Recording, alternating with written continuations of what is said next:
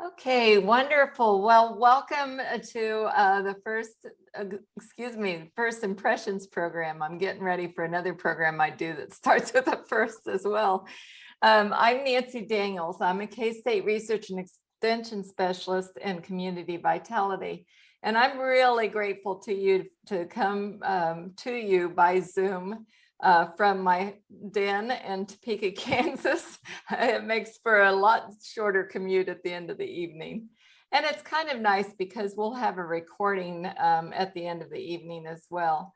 At the last moment, in fact, she may not have been in her office. I thought to send Ellen Barber, the Marshall County Economic Development Director, a note that we were doing this this evening, and said, if I were you, I would just watch the recording when it gets posted. So I know that she's I've heard great things about what she does for your county, and I know that she will be very attentive.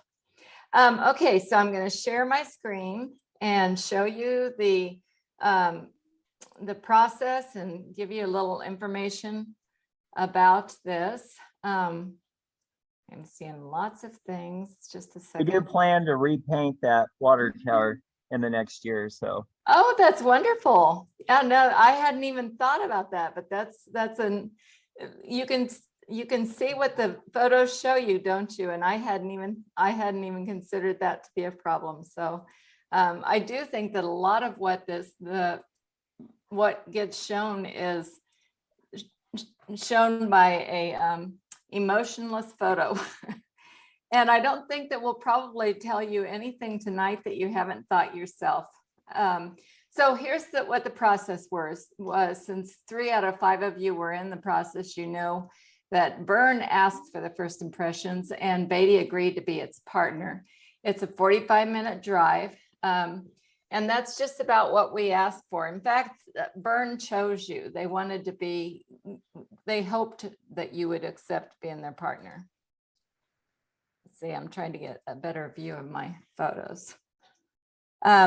Okay, the results are going, 4 different people visited in January, and tonight we're gonna share the results. We hope that you'll use the results to either continue more discussion or to verify the things that you already knew.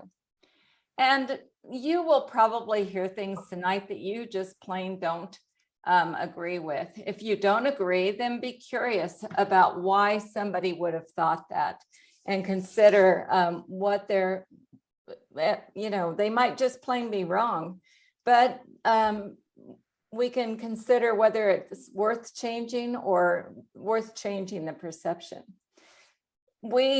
My experience has been, I've done about 10% of the towns in Kansas myself, and our team has done 20% of the towns in Kansas with first impressions. And I hope that it'll do for you what it did for them. And that is that it helped you to, it helps you to make sure, it helps you feel really proud of what you've already done. Want to make sure you're seeing a full screen of my slides, right? Not some other, I've got 2 screens here and I can't tell what you see. Okay, so before we start though, I'd like to share a little information from a senior researcher from the University of Minnesota. And he tells us we need to change what we say about rural. It's true that rural is changing, but it is not dying. It's just a fact that brain gain, which is the 30 to 49-year-olds, they are moving to rural. It's a quote new trend that has been happening for 50 years. And often when I do a presentation like this, I can see in the room that there are people, in fact, some of you may not be 30 to 49 anymore, but you may have chosen Beattie just like the research says. And it's often true that I can see, I will ask people to hold up their hands and I might find 40 to 50% of the people in the room chose that town. People research a number of places before they move to a rural town. You may have moved to where you are because your family was there and you wanted to be closer, but people do research. So that's why we'll talk quite a bit about what is evident to people in when they do research. And that's primarily going to be on the web. Rural is in the middle of everywhere. You live one place, you work another place, and you play another. If you've got transportation and internet, everything's accessible to you. Here I am in a city of 125,000, and that's also true for me. Even though Topeka has plenty of jobs, I chose a job that I wanted in a place that's 60 miles from me. So even to say that rural is changing, it's pretty much true for all of us. This was shocking to all of us when we heard it.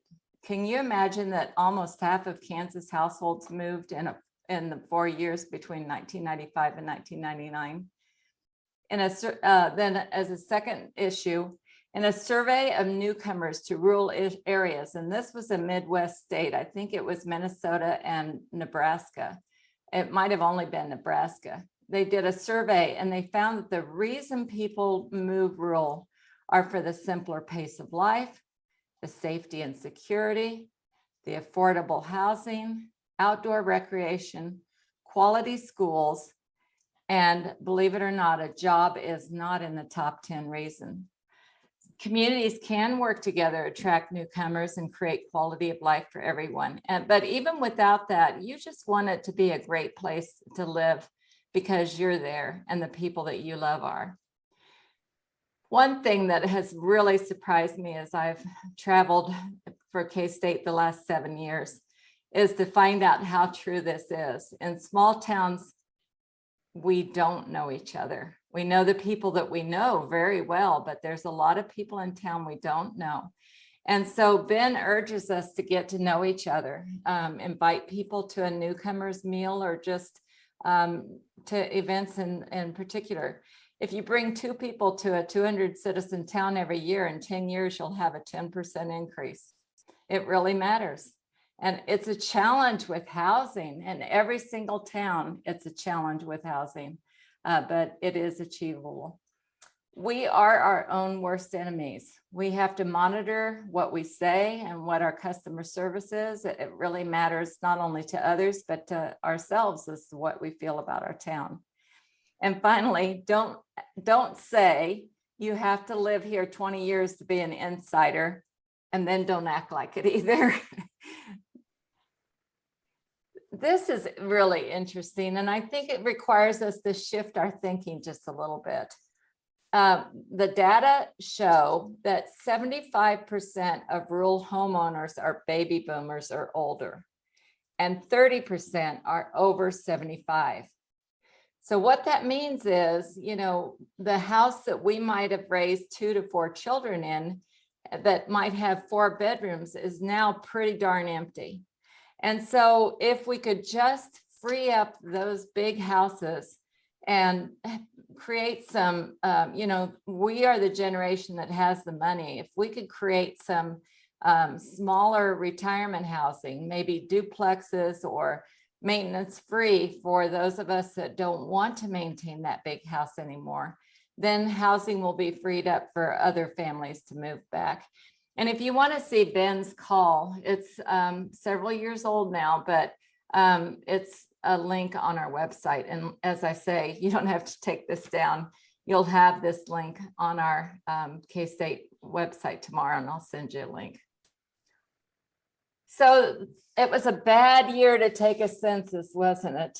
And only on March 17th did I first start seeing data for towns smaller than 5,000 people.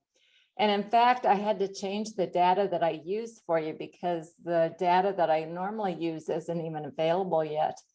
And I don't know whether it's my own not newness with this particular new data, but there are 2 different census reports that show. One says that you have 228 people, which is up 14% since 2010. Another place, and this is on census.gov, says you had 197, which is down by 3 people since the 200 that were reported in 2010. So either way, you're holding pretty steady or maybe even growing. We think, according to the same census data, that Kansas might have grown a little bit, although I've heard news reports that said we actually lost population. So I present this with a little bit of a question mark. In every small town I visit, the median household income is lower than the state average. You are right there on high school or GED equivalency to the state of Kansas. And your median age in Beattie, if we can believe the data, is just a little bit older than the Kansas average. Now, this Kansas poverty data specifically says that it's not comparable to other geographic areas, but I didn't have anything else to put out there. Yeah, Rob? Do you have a question? Sorry, I can't hear you. There must be a sweet spot. Okay. There When it is. when you're referring to like numbers, I think most of the people sitting in here, there's more here. I'm sorry, there just is a really picky mic. Okay. When I'm referring to numbers. Yes, you might say the numbers because they can hear the presentation, but not Okay, good. necessarily see it. Okay, good. They're pretty small numbers, pretty small, aren't they? Okay. So the census, either in 2010, it said that you had 200 people, and I found two different places. One says 197 and another says 228. So you either grew by 14% or you barely fell. Your median household income is 47,000 and change compared to the Kansas average of 61,000. And your GED or high school equivalency is exactly the same as the Kansas average at 91.4% of the 25-year-olds have a high school or GED. Your median age is 40.6 years, and the Kansas median age is 37.2 years. The poverty rate, according to what data we do have, is 10.4 in Beattie, and the Kansas data, which specifically says it's not comparable to other geographic areas, was reported at 10.6. And I don't know what to do with that except to say that there's a flaw in it somewhere. So we asked your visitors, and those of you, you've got handouts, I can see you reading them. So my task was to take some of the comments that they had and just give you some high points. We ask about website and web presence.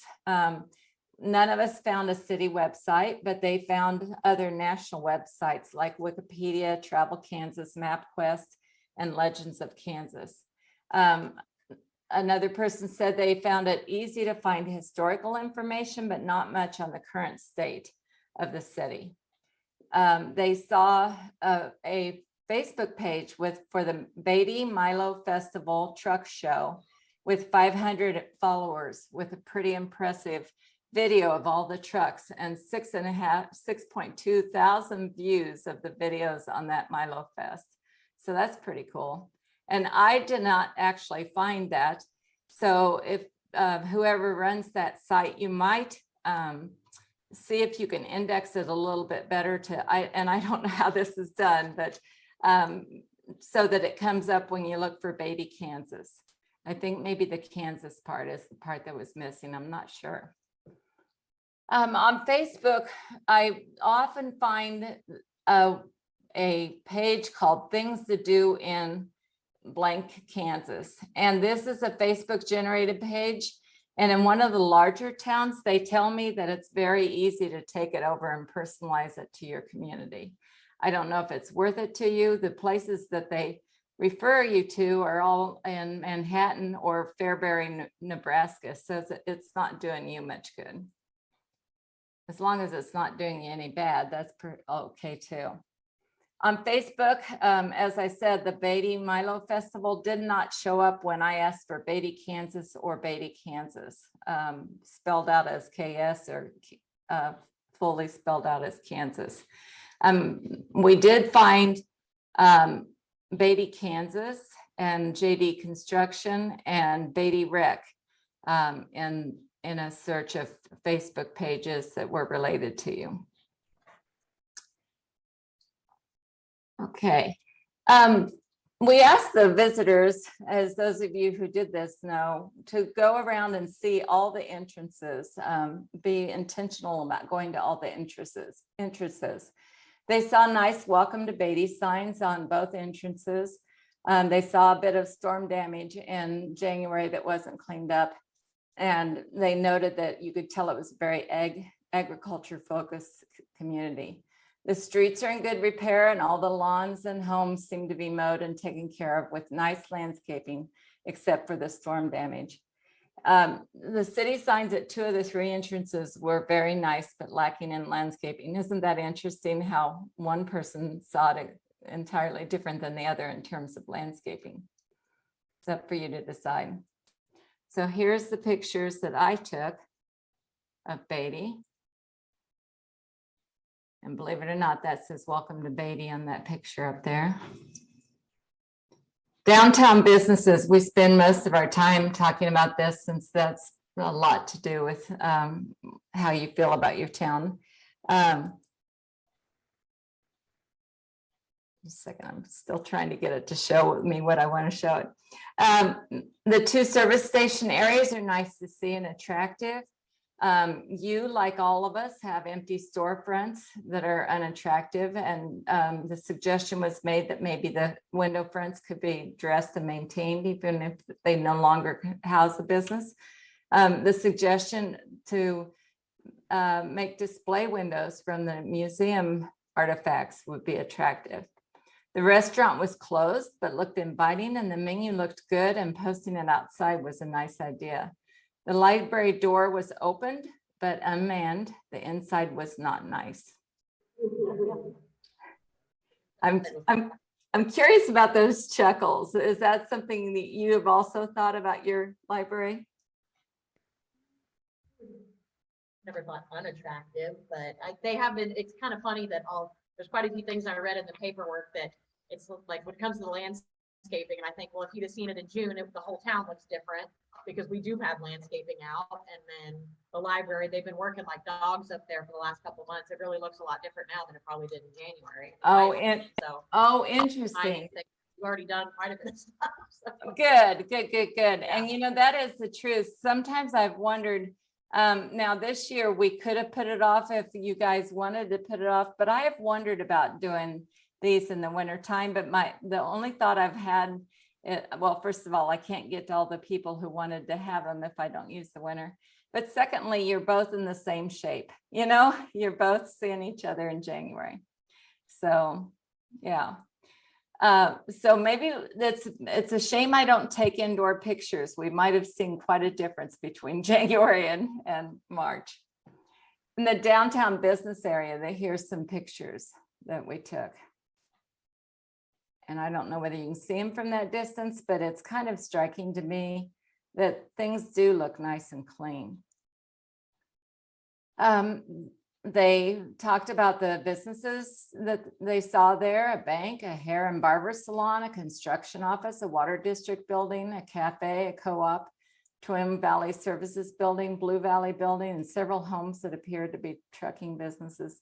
In fact, I guess it's just part of what you do when you're looking at these things. But when I compare you to my little town that I grew up in, that's quite a list. And I was struck on the day that I was there. I thought that looked really attractive to have those sandwich boards out. The library is open, and the city hall, Beattie City Hall. So I thought that was nice that it really was visible to people. There's a general lack of signage on businesses and buildings, and very difficult to figure out what services are provided without the signs. And I think part of what we're seeing, I've seen this in small towns before, and the person I was relating to said, I found that hard to believe until I looked at the pictures.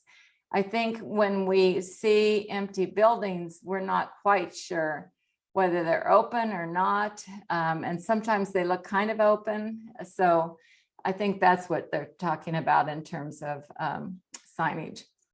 The north side of the main street, and I wondered if I caught it, but I'm sure this is what they're talking about, was about a foot above the street, making it very difficult to access, being nearly impossible for handicapped or very hard for elderly or disabled.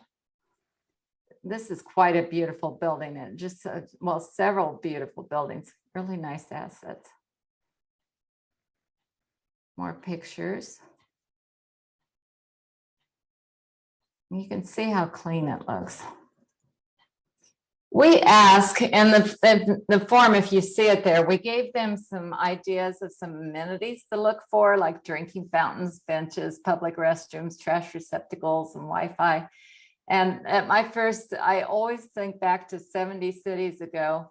I said, you don't have any public restrooms downtown. And it's like, yeah, now I know that I think I've seen 4 in all of Kansas, and that's because they have events that are downtown. So we don't expect all of these things, but it's just something to look for. And so that's why you hear people commenting on those things, because we gave them ideas of what to look for.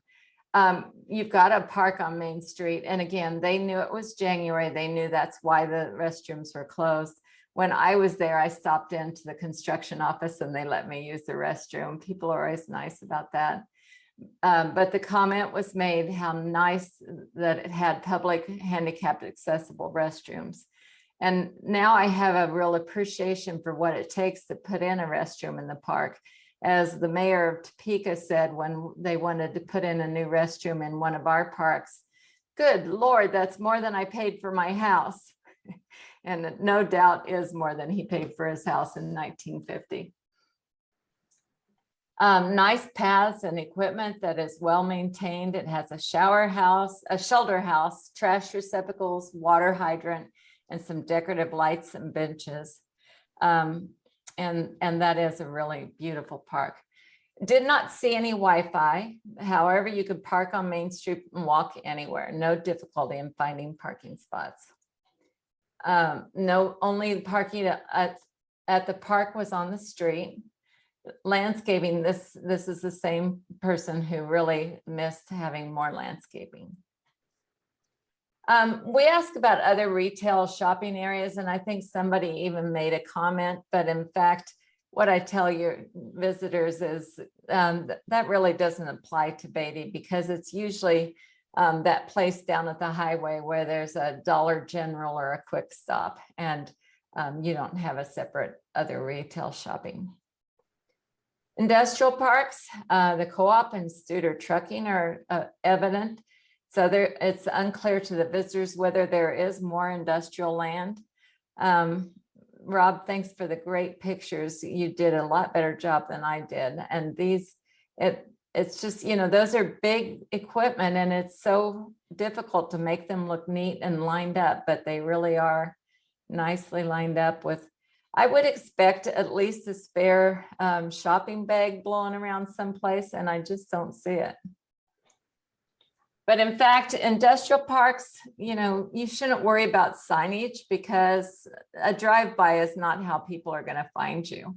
They're either going to start their own business there in their town, or they're going to check with the local Eco Devo director, make sure that your site is listed on location 1 at the Kansas Department of Commerce. That's how they're going to find you. And just a researcher observation, entrepreneurs who choose to start their small businesses are responsible for 63% of the net new jobs created in the United States every year. It's true for Kansas, it's true for the nation. And if you do global marketing, that makes your town accessible to purchases all over the world. Healthcare services, we certainly would not expect these to be in a town of 200, but the visitors did see Twin Valley services. They weren't exactly sure what it is. I'm sure you're all very aware what it is. People commented about several modern housing units around town that appear to be small apartments, and the lady we talked to said it was housing for disabled and the elderly. The special needs facility looked very attractive. I like the outdoor areas available for their residents. The exterior could use a little upkeep. I have to look at that. I don't know, maybe a power washing, I don't know. Housing is tough in every town. But we tell our visitors that we're not really expecting them to find housing that's available for sale, but just to comment on the real estate that's already there. And so they reflected that there's a nice mix of smaller and larger homes, all pretty well taken care of. We only saw one for sale sign, and there didn't seem to be any other available housing. Another comment was that there was there were a lot of houses in varying income levels, and they did not see any for sale sign. And one person saw one house up for auction and saw everything from a new build to a rundown shack. A lot of open lots with no signage saying that they were for sale or available. And then just some pictures of some various houses.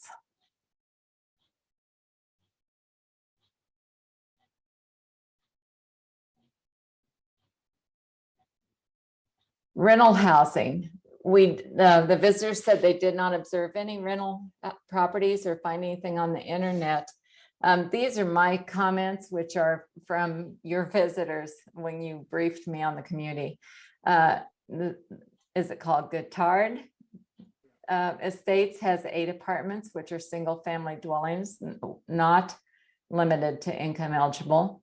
And we always train the visitors to go to City Hall and ask, but I don't see any evidence that they did. So you don't really need to answer me, but basically what I consider best practices is if City Hall has a list of landlords, not necessarily, they wouldn't necessarily know that they have spaces available, but just whether or not there's landlord, here are the 3 landlords in town, you can call them and see if they have a house available. So that would be something to find, or well, our city clerk is here. Do we have that at Beattie? No, okay. That would be a good thing to have. More housing.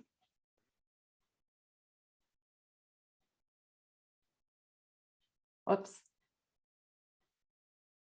More housing. Again, this is data from the census about housing. Take it with a grain of salt. I'm not disrespecting the census. I just think there are just so many difficulties this year that they're up against a tremendous obstacle.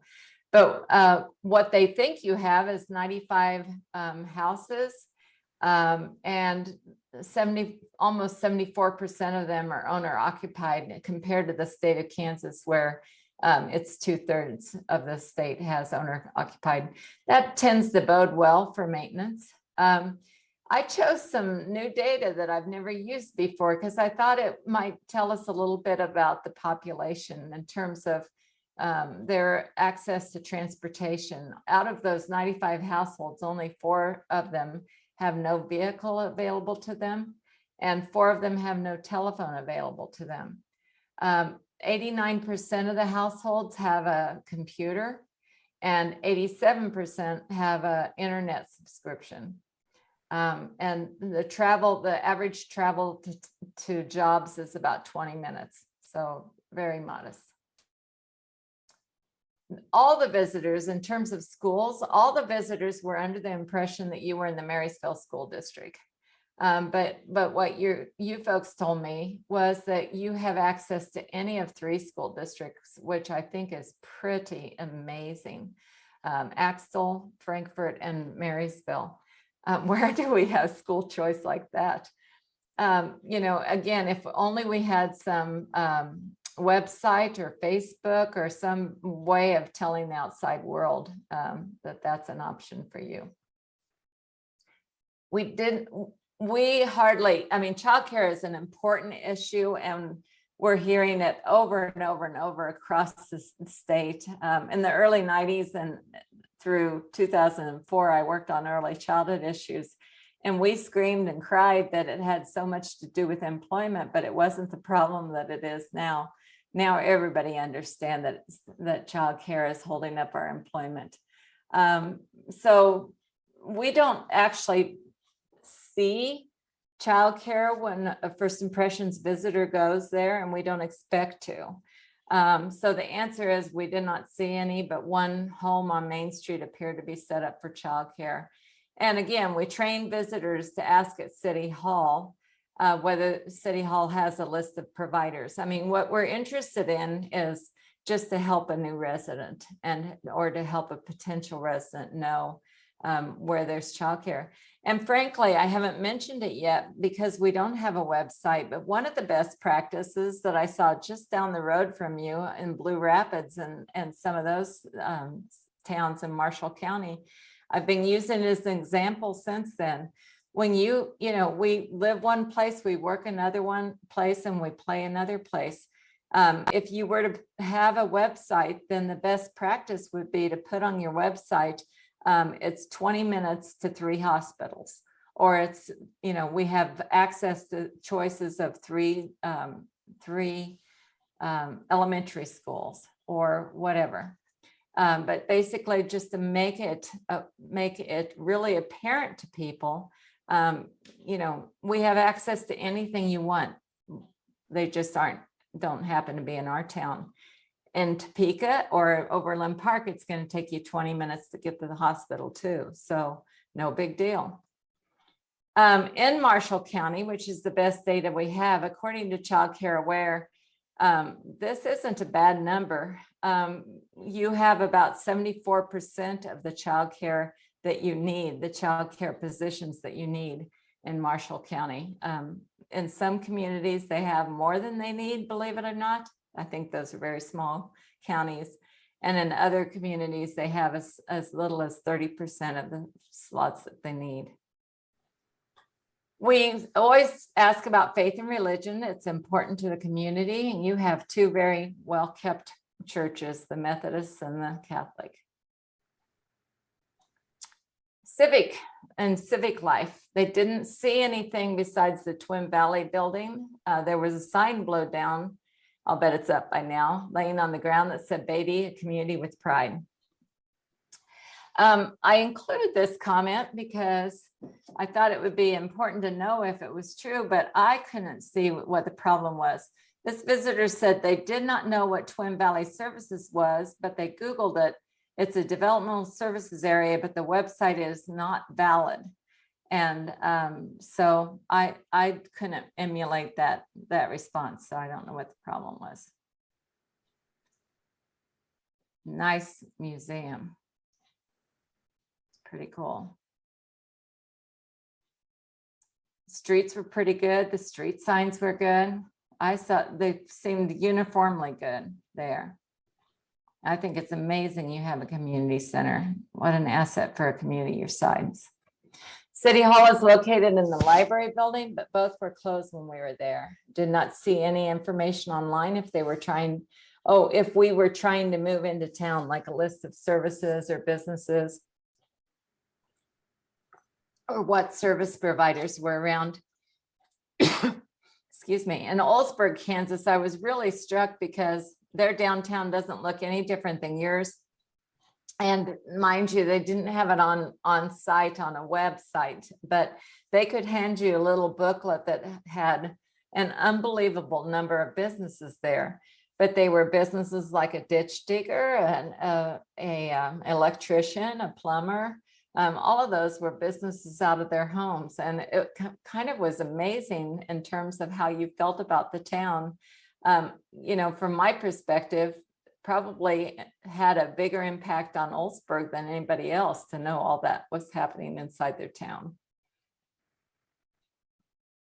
What an amazing asset this is. I can't imagine the effort it took to get a rural fire district station like that. And at least several of the visitors saw it and appreciated it. They weren't sure if you have EMS services. The again, if you had a website, that would be something that you'd want to make people aware of. It's all the many access to services that you had. The library, it's in a building on Main Street. It looks to be well stocked, but tired. Hard to tell since it wasn't open. Didn't see any computers in the window. Did not look open or like it would be anytime in the future. No hours, no nothing. And I guess that's an observation. It looked very open when the sandwich board is open. But if there are regular hours, that would be nice to have them posted so we would know it's predictable. The city parks, what a jewel that is. A very well-kept city park with small playground area and closed bathrooms. You know, we know about frozen water pipes. That's not a problem. The ballpark area for both the football and baseball, and a basketball court in town also. I think that was at the church maybe. The park was very nice. There's also the ballpark for baseball in good shape and a basketball court near the Catholic Church. And pictures, even in January, it looked good. Not hard to understand why it wasn't being used on a cold day. Recreation and tourism. There's a large sign on Highway 36. I'm sorry I missed it. States that Beattie is the Milo capital of the world. Nothing in town capitalizes on that. And from the web search and personal experience, I know they host a massive truck show every year. It's well done with a huge turnout, but there's no signage around town or evidence of that during the off times. And they certainly understood that would draw people to town. Natural or man-made features. We always have a hard time figuring out where to put the various things, but again, they commented on the Beattie Milo Festival and the truck show. Perhaps the town could consider a permanent display or video at the library or the historical museum for visitors to view those events or the past winners, or signage for the year that publicizes the event in the previous year's winner, something like that. So kind of good ideas. Beattie Heritage Museum, there was no signage to indicate when or whether it was open. We're coming out of a pandemic, and I understand that those things are going to take a while to get ritualized again. Visitor Center, the City Hall serves that function. And the day that person was there, it was a little sign in the window of the library that showed you where City Hall was. What would bring you back? It's, you know, there are a lot of towns bigger than you that would love to have a cafe. And I'm pleased that they found that you had hours plainly posted. I don't think any of them hit those hours, but they could tell when they needed to come back to be able to be there. They are fortunate to have a cafe open in town Monday through Saturday, even for short hours. We would probably come back for the truck show sometime in the future. It seems to be a full day of family type events. And the menu at the cafe looked good. If I were there during those hours, I would come back. And this person, I don't know whether anybody here owns that stone house on the north end of Whiting Street, but this person would love to come see your house. Perhaps it's listed on the National Historic Register, open for tours at special times. Should have the history of the other major homes in the area in the museum, but we couldn't go in that building. I'm also hoping that the museum talks about the Milo Festival and the egg industry in the area. And Quarry, you had a quarry that was closed, maybe? This person seemed to think you did. Lots of interesting history about the town beginnings. They should make sure and save and publish.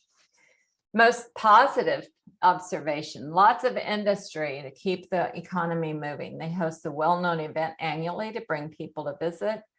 There did not seem to be a shortage of housing or apartments. Lots of potential in this town. There's space for more houses, buildings, businesses, nice welcome signs, and potential for upbeat downtown area. The park was clean and well kept, and my kids I know would absolutely love it. Would be a good place for a party or a picnic.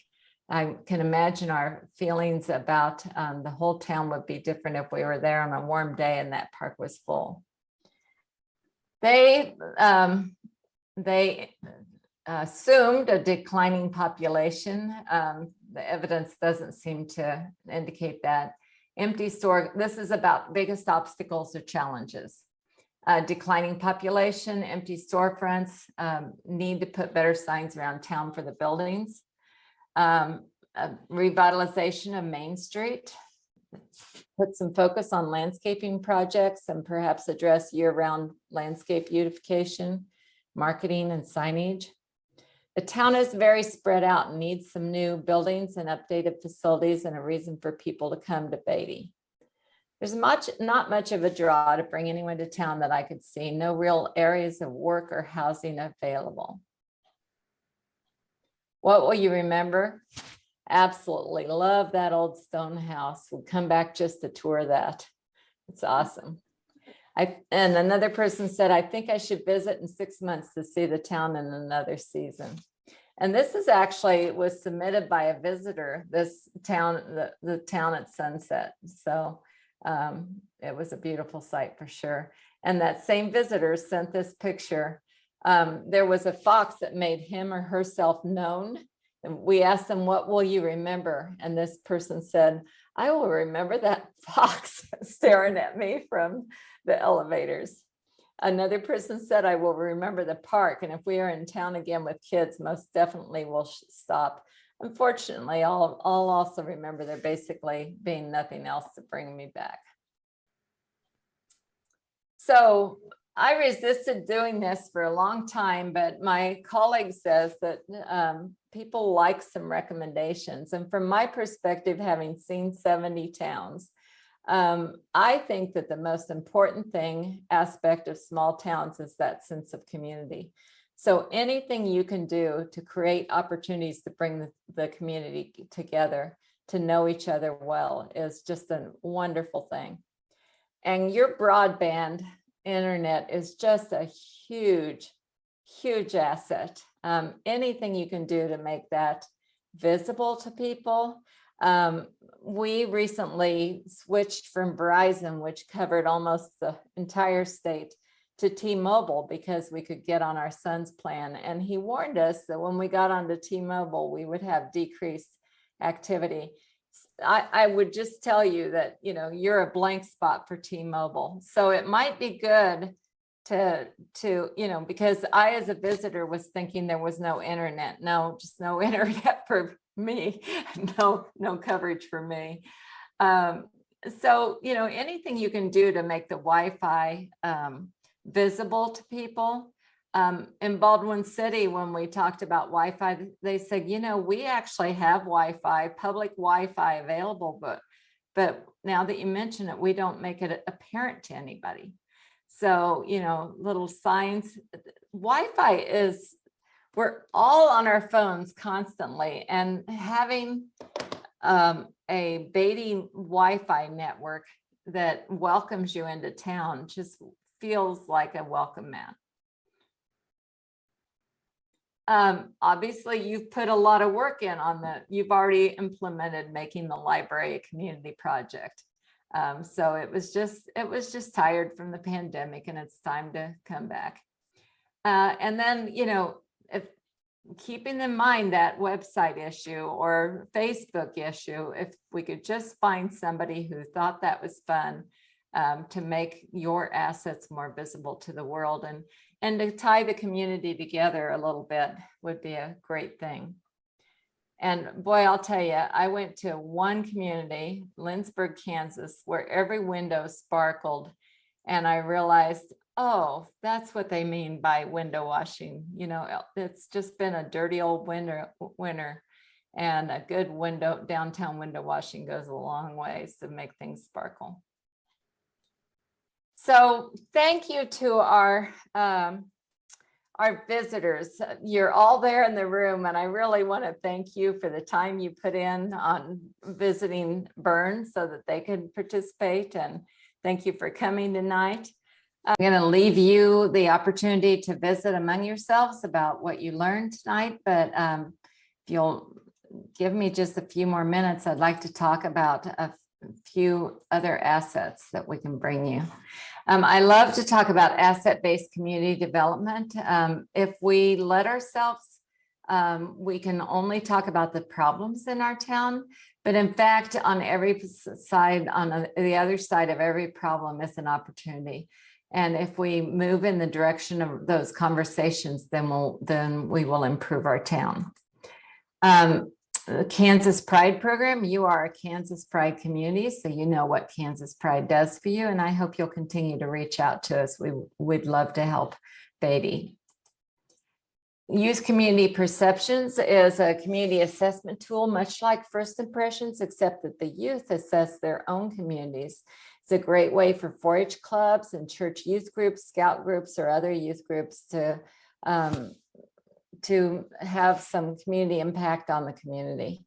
The interest has come from school districts because there's a requirement for graduation to do community service in order to graduate. So if you have interest, why just follow the link or ask us. We teach grant workshops. I'm in the middle of one right now. If anybody in your community is interested in grant writing workshop, they're all online, and see me for more information. First Friday is an opportunity to connect small businesses and communities with the resources to make them successful. We have one this Friday that's on community kitchens, how and why to set up a community kitchen.